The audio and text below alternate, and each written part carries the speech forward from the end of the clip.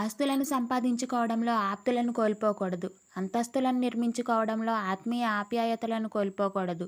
సౌకర్యాల కోసం చింతిస్తూ వెలకట్టలేని సంతోషాన్ని వదులుకోకు.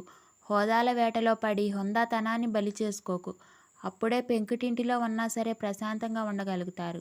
తినే పెరుగన్నం కూడా ఔషధంలా పనిచేస్తుంది. స్వర్గంలో అన్నీ ఉన్నాయి కానీ చావు లేదు. భగవద్గీతలో అన్నీ ఉన్నాయి కానీ అబద్ధాలు లేవు. ప్రపంచంలో అన్నీ ఉన్నాయి కానీ ప్రశాంతత లేదు. ఈరోజు అందరి దగ్గర అన్నీ ఉన్నాయి కానీ మనశ్శాంతి లేదు. నీలోని లోపాన్ని ప్రపంచానికి చూపకండి. ఎందుకంటే దానితో ఆడుకోవడానికి ఈ ప్రపంచం కాచు కూర్చుని ఉంటుంది.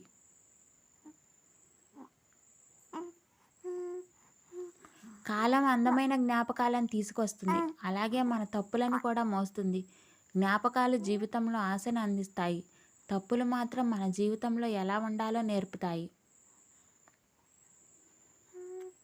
సమస్యలు వచ్చాయని ఏడుస్తూ కూర్చుంటే బాధలు నీ బంధువులుగా మారి తరచూ నీ ఇంటి తలుపును తడుతూ తిష్ట వేసుకొని కూర్చుంటాయి.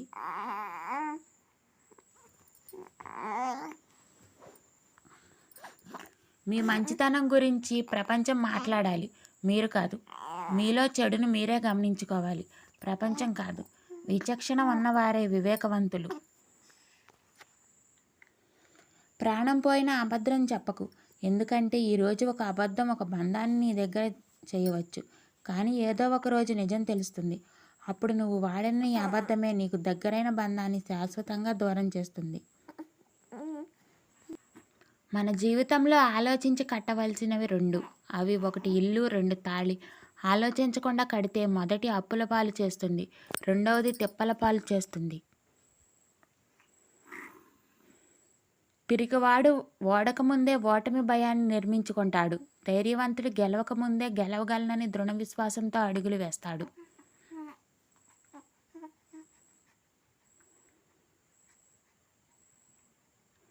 మన పక్కన ఉన్నవాడి కంటే పగవాడు మేలు. ఏమన్నా ఎదురుగా చేస్తాడు, కానీ మన పక్కన ఉన్నోడు మాత్రం ఎప్పుడు వెన్నుపోటు పొడుస్తాడో తెలియదు. సముద్రంలో చుట్టూ ఉండే నీరు ఓడను ముంచేయలేదు. ఆ నీరు లోపలికి చేరితేనే ప్రమాదం. అలాగే మన చుట్టుముట్టే సమస్యలు మనిషిని కృంగదీయలేవు. వాటిని మనసులోకి తీసుకుంటేనే ప్రమాదం. యథార్థాన్ని గుర్తించలేకపోతే అపార్థమే మిగులుతుంది. అపార్థం చేసుకునే ముందు అర్థం చేసుకోవడానికి ప్రయత్నిస్తే యథార్థం అంటే ఏంటో తెలుస్తుంది. బంధం కలకాలం నిలబడుతుంది. సంతోషంగా ఉండడానికి ధనంతో సంబంధం లేదు. తృప్తిపడే మనసుంటే చాలు. ఎవరితో అయినా స్నేహం ఉంటే అన్నీ చెప్పుకునేలా ఉండాలి. బంధం ఉంటే అన్నీ పంచుకునేలా ఉండాలి. బంధంలో అయినా స్నేహంలో అయినా ఉండకూడని నిర్లక్ష్యం. ఉండాల్సింది నమ్మకం, ఇవ్వాల్సింది సమయం.